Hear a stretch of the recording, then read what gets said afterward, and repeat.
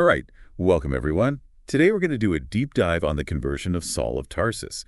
We're using excerpts from a Bible study lesson plan, and it should be a pretty interesting story. Definitely, yeah. I mean, this is one of those big turning points in the Bible. Yeah, for sure. I mean, especially when you think about it, Saul, who, as most people probably know, becomes the Apostle Paul, was at first actually responsible for persecuting Christians. Yeah, I mean, it's really, it's kind of a fascinating psychological case study. You've got a guy who goes from, persecuting people to writing a good chunk of the New Testament. It really makes you think about how belief can change people and shape history. Yeah, absolutely.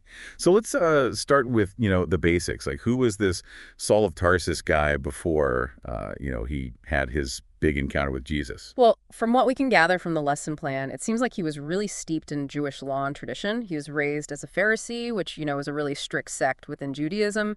And on top of that, he studied under Gamaliel, who was like a super respected rabbi. So basically, this guy was like born and bred to uphold like the Jewish faith, right? You could say that, yeah. So what would make someone like that turn so fiercely against these early Christians?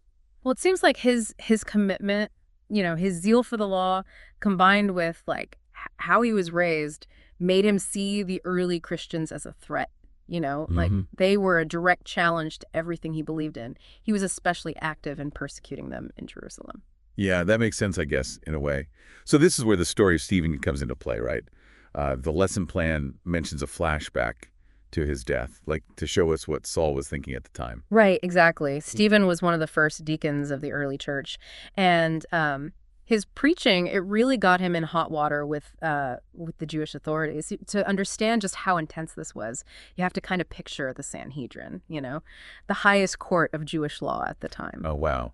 Yeah, so what was it about Stephen's message that got people so riled up? Was he like just preaching some different take on the scriptures or what? Well, he was accused of blasphemy. I mean, he definitely pushed the boundaries. In this, powerful speech he gave, he accused the leaders of resisting the Holy Spirit and said they were just like their ancestors who had, resisted God throughout history. He even quoted a passage from Isaiah, the prophet, that basically challenged their whole authority. Wow, that's pretty bold. Oh, yeah, yeah.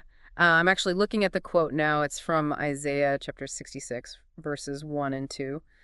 And yeah, given the situation, it's pretty provocative. Yeah, for sure. So what exactly was it that set the mob off? Like, what was the final straw? Well, according to the book of Acts, what really sent them over the edge was Stephen's claim that he saw Jesus, the Son of Man, standing at God's right hand. Oh, wow. It is a bold claim. But why was it seen as blasphemous? Well, you see, it directly challenged their whole understanding of God and the Messiah. Calling Jesus the Son of Man connected him to this powerful prophecy from Daniel 7:13 and 14 to be exact. This prophecy talked about a figure who would receive everlasting dominion, right? And so Stephen was basically saying that Jesus was the fulfillment of this prophecy, and that was a huge no-no for the Jewish authorities. So they saw it as a direct attack on their beliefs and authority. Exactly. And the result was, well, pretty brutal. Stephen was stoned to death, and the source really highlights that Saul was there, watching and approving. It's pretty chilling when you think about what happens to him later. Yeah, talk about a complete 180. So This is where things really start to get interesting, right? This is where the persecutor, Saul, becomes Paul the Apostle. Yeah, absolutely. And we'll get into all the crazy details of his conversion next time. It's quite the story. We'll try to understand how this guy, who was so against Christianity, ends up being one of its most important figures. Yeah. Okay, so we left off with Saul, totally fine with Stephen's death, heading off to Damascus.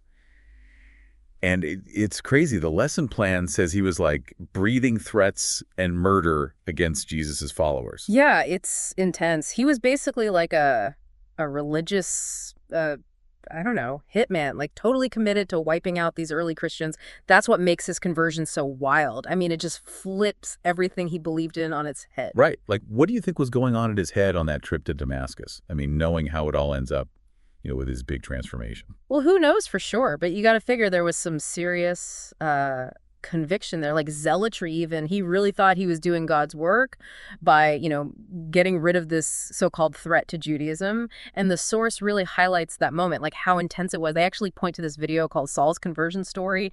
It's pretty dramatic, how they depict everything. Oh, interesting. I'll have to check that out. So this Damascus trip, this is where it all changes, right? A sudden blinding light, a voice calling out to Saul. I mean, what a scene. Oh, yeah. Can you imagine the shock? He's on this, mission to persecute Christians, and bam, it's Jesus himself, the guy he's trying to get rid of, talking directly to him. Yeah. And it's like the source quotes the voice saying, Saul, Saul, why are you persecuting me? It's like God stepping in, stopping him dead in his tracks. And not just physically right, but spiritually, too. Like, it totally shatters everything he thought he knew, leaves him blind, like both literally and, in a bigger sense.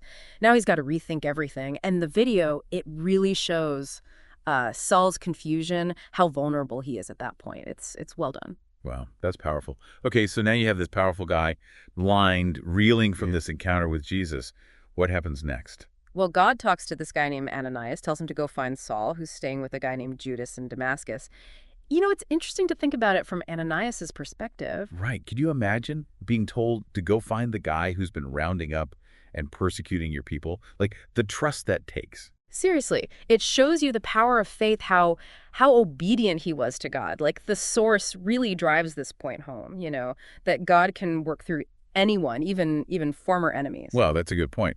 So Ananias finds Saul, lays hands on him, and boom, his sight is back. It's a physical healing, for sure, but it's also, super symbolic, right, of Saul's spiritual awakening. He gets baptized, which, represents his new life as a follower of Christ. And this change in his thinking is huge. It's almost like he's, reborn.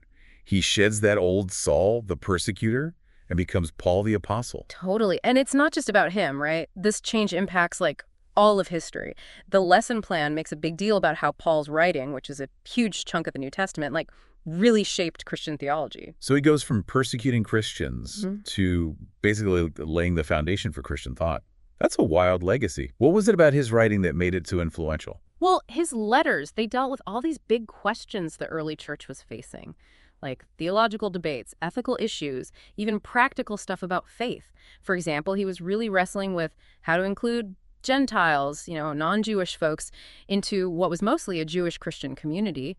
And his writings about grace, faith, and salvation, those became like the cornerstones of Christian doctrine. Yeah, I've always wondered, how could someone be so against Christians and then become such a passionate advocate? It doesn't seem to compute. I know, right? It shows you how powerful these conversion experiences can be. And get this, the source actually compares it to John Newton, the guy who wrote Amazing Grace. Wait, John Newton, the slave trader who became an abolitionist? Yep, that's the one. His story, it's a lot like Paul's. It really shows how faith can change someone, how God can use anyone to do his work, no matter what they did in the past. It's a reminder that change is always possible, even if you feel like you're miles away from God. That's a really powerful thought. Okay, so we've covered Saul's journey, but why is it so important? Why should this story from so long ago matter to us now? Yeah, it's easy to think of it as, just some ancient story. But I don't know, it makes you wonder if there are Saul moments happening all the time, people who completely change their views and end up influencing the world in ways they never thought possible. It's true. What's really cool is that Saul's conversion, it wasn't just some event in the past, It's a story that still has something to say to us today. It challenges us to think about the possibility of change in our own lives and in the lives of people around us. So it's not just about one guy changing his beliefs way back when. It's about how all of us can change. Exactly. I mean, think about it. If someone as anti-Christian as Saul could have such a huge shift, it makes you wonder, what kind of transformations are possible for us. We might not be persecuting anyone, but, we all have our biases, our preconceived ideas. We could be resistant to new things. Right. Okay, so let's wrap this up. What are the main takeaways from this deep dive into Saul's conversion? Well, I think it shows us just how powerful faith can be, to transform even the most hardened heart. I mean, Saul went from persecuting the church to being one of its biggest leaders. It's a good reminder that change is always possible, no matter how far gone we think someone is, or even ourselves, for that matter. And it wasn't just a personal thing for him, right? It changed history. Oh, yeah, definitely. His writings had a huge impact on Christian theology and still inspire so many people today. It shows how one person's life can really intersect with history in some big ways. Yeah, that's for sure. And it also shows how God can use anyone, no matter their past. Saul's story, it's a story of hope, of redemption. Like, no matter what, you're never too far gone for a second chance. It also encourages us to be open to the unexpected, right? Just like Ananias was called to reach out to Saul, we might meet people who, challenge what we think or believe totally different things. Yeah, I like that. So as we finish up this deep dive, we want to leave you with something to think about.